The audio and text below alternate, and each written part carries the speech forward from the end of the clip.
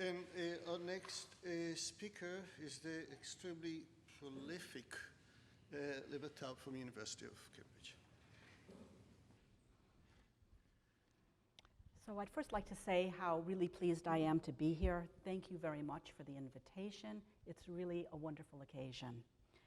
This meeting is an excellent opportunity to reflect on foundational issues regarding developments in our field. Of course, history of science did not begin only a few decades ago. Can you hear me? Is the sound okay? Yes? A little closer? A little closer. Okay. Just great. Thank you. Of course, history of science did not begin only a few decades ago or even in the last century. Indeed, histories of science have been produced for many centuries and date at least to Greek antiquity. Herodotus, in his histories, was primarily concerned with the causes of the Greco-Persian Wars. Nevertheless, he touched on a wide range of other topics, offering a wealth of information as well as his own views on various subjects. For example, he discusses at some length various explanations of the seasonal flooding of the river Nile. One of the hallmarks of the histories is that Herodotus offers first-hand accounts from people living in different places with different customs and points of view. However, regarding an explanation of the seasonal flooding of the Nile, he complained that he could get no information from Egyptian priests, or even ordinary Egyptians.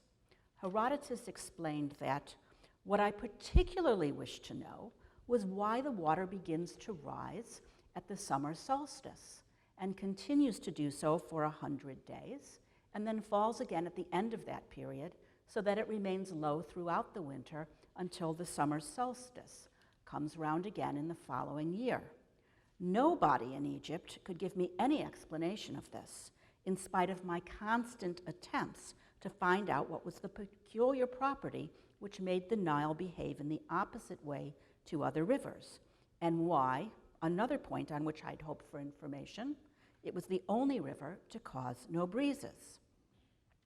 Herodotus went on to explain that while no one in Egypt could give any explanation about this, quote, "certain Greeks, hoping to advertise how clever they are, have tried to account for the flooding of the Nile." In fact, he notes that those Greeks had come up with 3 different explanations of the flooding. The analysis he presents of the various Greek explanations of the Nile's flooding gives an indication of what would have constituted an acceptable explanation of this natural phenomenon. Here, Herodotus may have been articulating a view shared and developed by later historians, that Greeks who wished to be thought clever had devised reasonable explanations of the world. Aristotle is sometimes pointed to as an early, if not the first, historian of science, partly because he provides so much information about his predecessors. However, I would argue that Herodotus deserves to be considered as an early example of an historian and possibly even a philosopher of science, for he not only reports on ideas about nature, he is also concerned about methods and the reliability of scientific theories. In his discussion of Greeks who wish to be thought clever, Herodotus criticizes explanations that do not agree with observation. Not only interested in ideas, Herodotus also provides information about scientific instruments. For example, reporting that the Greeks gained knowledge of the polis, sundial, and the gnomon, the shadowcaster, from Babylon.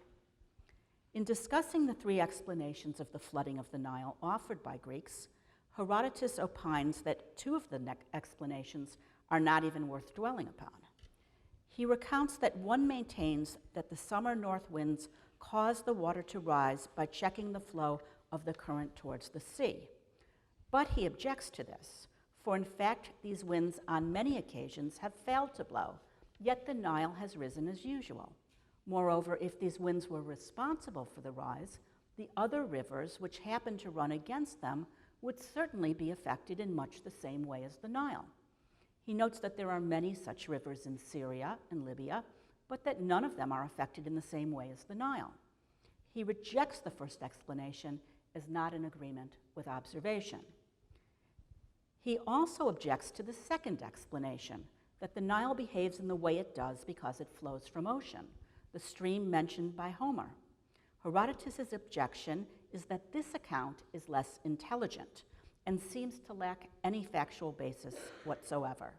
He complains that I know myself of no river called ocean and can only suppose that Homer or some earlier poet invented the name and introduced it into poetry. The final Greek theory offered is that the water of the Nile comes from melting snow. For Herodotus, this is at the same time more plausible than the others, and yet it is furthest from the truth.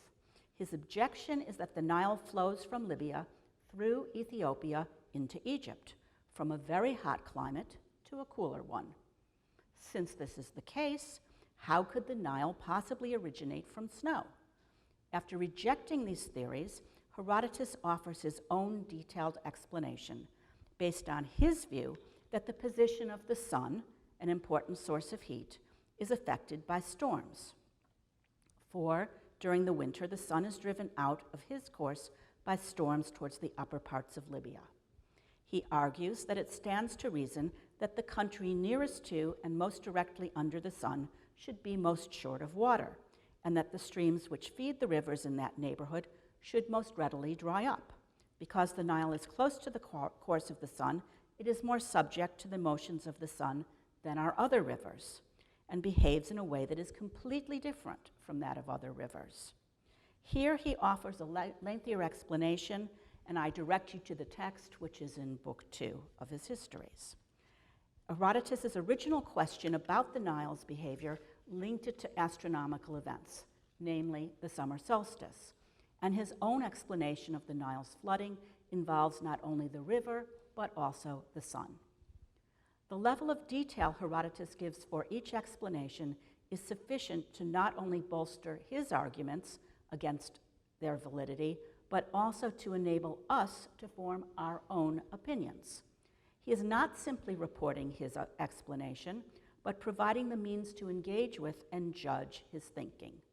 He requires an argument and demands evidence. Herodotus invites us to think through the problem with him. This sort of approach might be called by some internalist. Furthermore, the discussion of different Greek explanations of the flooding of the Nile is presented not as an isolated piece of intellectual history.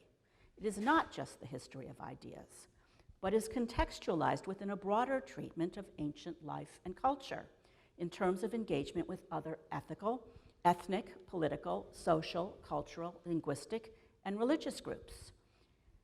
Herodotus is concerned with the broader settings in which scientific theories have been developed and offered, an approach that might be deemed externalist.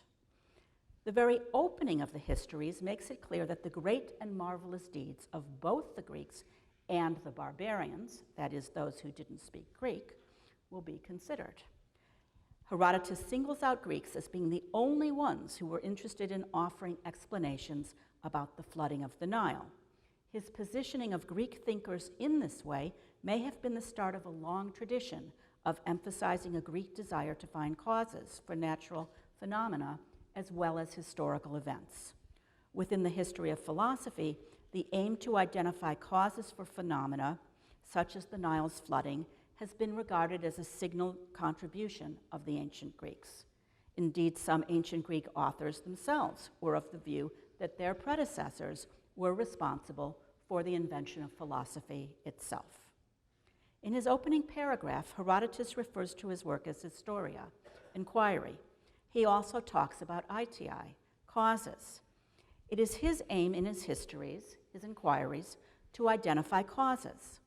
While arguably his primary objective was to explain the causes of events involving people, specifically the Greco-Persian Wars, it is clear from his lengthy discussion of the Nile that he is also interested in explaining some natural phenomena, and he goes on, for example, to discuss winds in some detail. Rosalind Thomas has argued that Herodotus' work should be seen within the, quote, general milieu of debate, scientific and philosophical exposition, the koine, that is what is shared or common, of Greek intellectual life in the second half of the 5th century.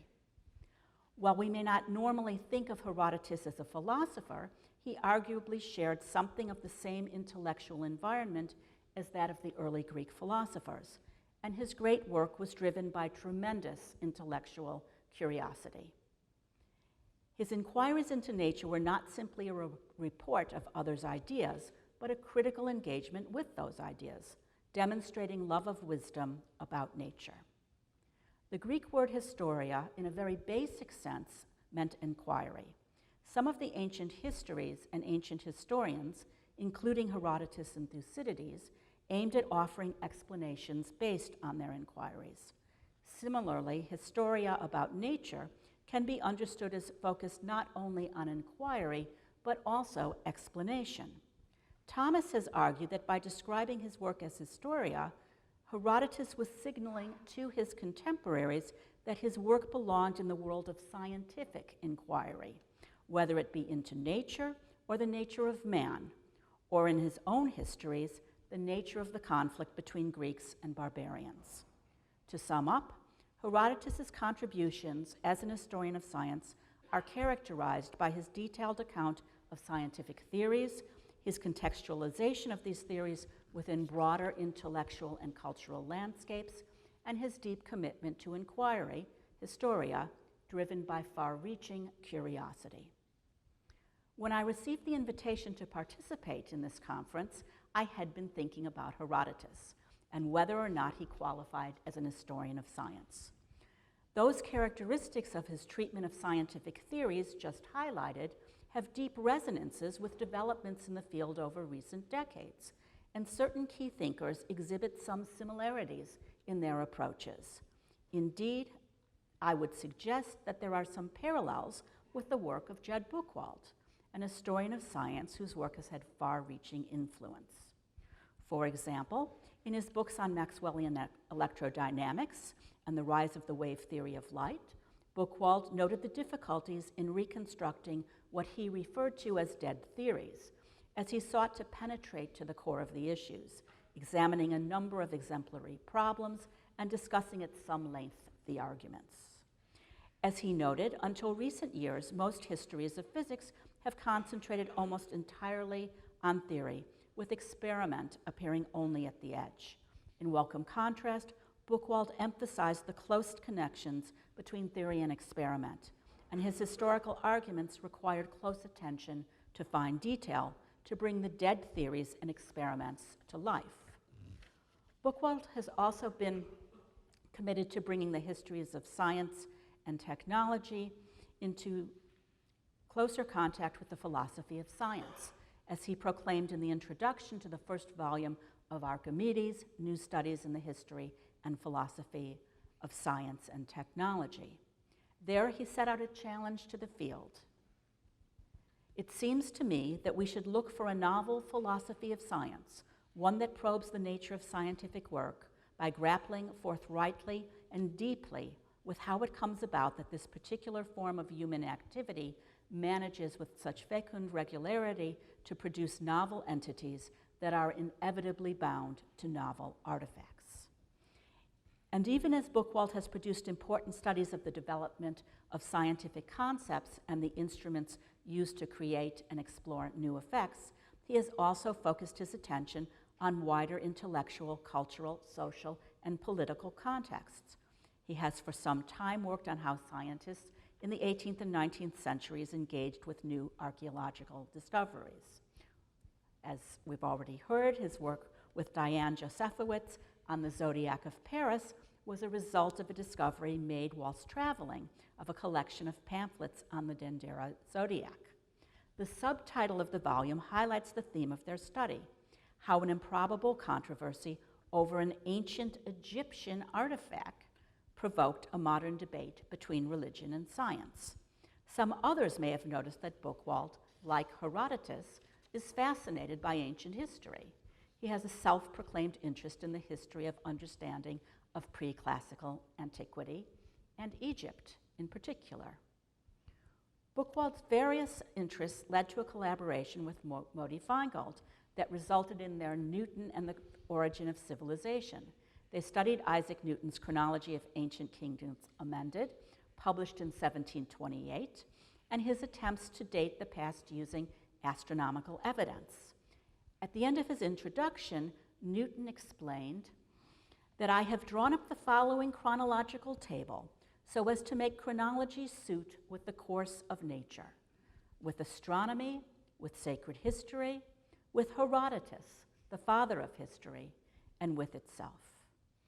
Newton used astronomy as the principal tool for reestablishing the chronologies of early Greeks, as well as Egyptian, Assyrian, Babylonian, Median, and Persian empires.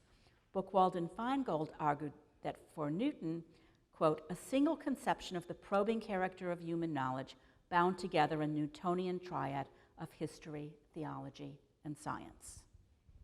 Much of Buchwald's work demonstrates his own deep engagement with understanding human knowledge by studying the place of scientific work within broader culture.